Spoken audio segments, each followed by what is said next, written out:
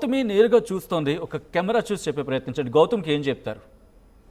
ఏం చెప్పండి సార్, చిన్నపిల్ల తెలుసో తెలియకో ఆమె. నాకు కాదు, నేరుగా మీ కోడలికే మీరు చెప్పాలంటే ఏం చెప్తారు? సార్ ఆమె నా బిడ్డ లాంటిదే కదా. అఫ్ కోర్స్ మా ఏంకుడికైనా ఇద్దరు ఒకే ఏజ్ వాళ్ళు బిడ్డలు, అదే ఏజ్ గ్రూప్ బిడ్డలు కదా. ఇప్పుడు మీరేం చేస్తారు, మీ అబ్బాయిని ఎత్తుకుంటారు, ఆడు కాలితే ఇక్కడ తంతాడు, సీరియస్ అవుతారా? లేదా ఆడు వచ్చిపోతాడు మీ మొహం మీద, ఎవడన్నా పోతే ఊరుకుంటారా? మా కొడుకు పోస్తే సంతోషంగా నవ్వుకుంటా ఈ అనుకుంటా తుడుచుకుంటాం. నా కోళ్ళ అంతే, నాకు నా కొడుకు అంతే, అంతే సీరియస్. ఇక్కడ బాధ అనిపించట్లేదు?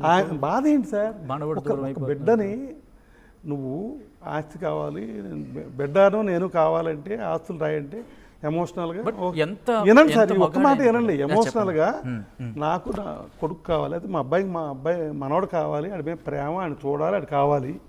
ఏ తండ్రిగానే ఉంటుంది బిడ్డ పుట్టాక.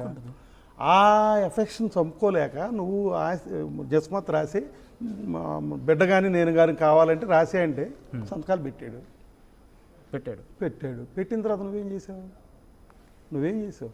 ఓకే, బిడ్డను చూపించావా? ఒక్కసారి చూపిలా, ప్రొటెక్షన్ పెట్టుకుని బయటికి గెంటేసావు. బయటికి గెంటేస్తానంటే ఆస్తులు రాస్తారు నీకు? చెప్పండి. భర్త కలిసి ఉంటానంటే ఏదైనా ఇస్తాడు. ఓకే, కలిసి ఉంటానని బిడ్డ కావాలి, భార్య కావాలని రాశాడు. అండ్ నువ్వు అది రాయించుకున్నాక గెట్అవుట్ అంటే ఏం చేయాలి? అబ్జెక్షన్ చేశాడు. అక్కడి నుంచి స్టార్ట్ అయింది ఇదంతా గొడవ.